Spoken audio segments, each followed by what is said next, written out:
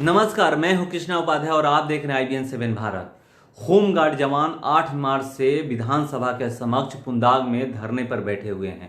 बिहार की तर्ज पर वो मांग कर रहे हैं कि बिहार में जिस तरह से होमगार्ड जवानों को नियमित ड्यूटी और 774 रुपये वेतन मिलता है और जो वहां पर मूलभूत सुविधाएं मिलती है होमगार्ड जवानों को, वो भी झारखंड सरकार की सरकार बनने से पहले जब चुनाव हुए थे उस समय वादे किए गए थे कि हम आपको नियमित ड्यूटी और आपका वेतन जो है उसको बढ़ाएंगे। मगर 15 महीने बीत जाने के बावजूद भी आज तक होमगार्ड जवानों के लिए ऐसा कुछ नहीं हुआ। होमगार्ड जवान 4 महीने ड्यूटी करते हैं, 8 महीने बैठते हैं। वो उनका कि होमगार्ड जवान 29 मार्च को काली होली मनाए थे, दिन भर कोई भोजन वोजन नहीं बनाए थे, यहीं पर धरना स्थल पर बैठे हुए थे।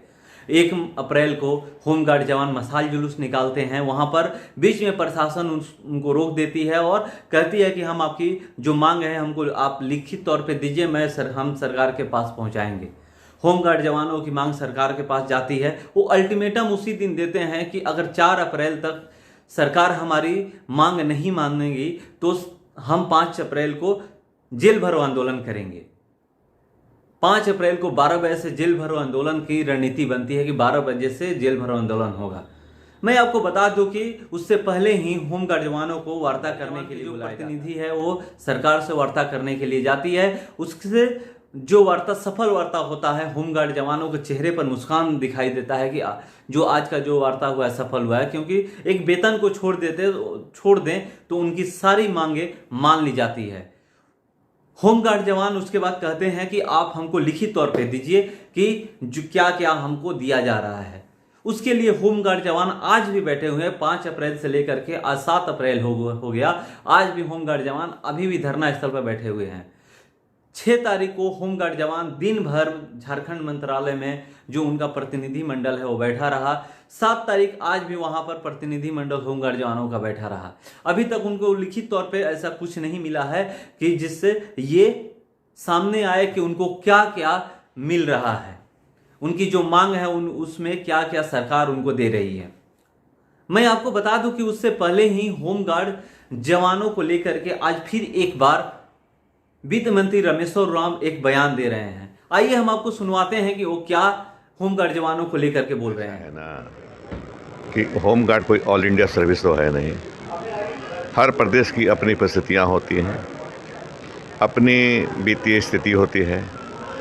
अगर बिहार को ही मानना होता हर चीज़ तो झारखंड क्यों अलग होता। हम उनकी मांग पर विचार करेंगे। सरकार कर रही है विचार, ऐसा नहीं है कि नहीं कर रही है।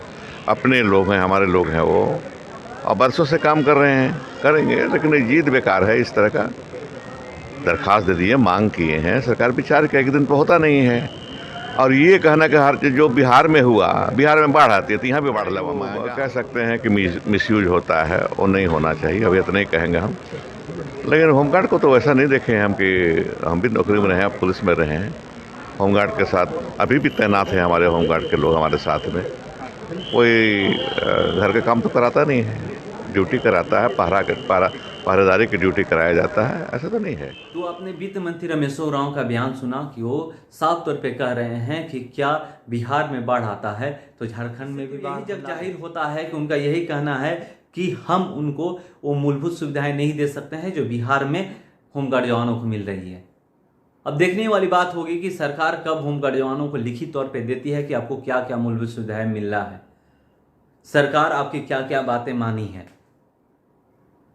आपको मैं बता दूं कि होमगार्ड जवान वहां पे 24 मार्च से ड्यूटी बहिष्कार करके बैठे हुए हैं, चाहे वो पुंदाग हो या फिर अन्य जिलों में हो। वहां पर 24 जिलों के होमगार्ड जवान ड्यूटी बहिष्कार करके धरना पर बैठे हुए हैं। देखने वाली बात होगी सरकार उनको कब लिखित देती है और कब धरना स्थल से वो अपने घर को जाते हैं। तो चलिए फिलहाल इस खबर में इतना ही। बने रहिए हमारे साथ। नमस्कार।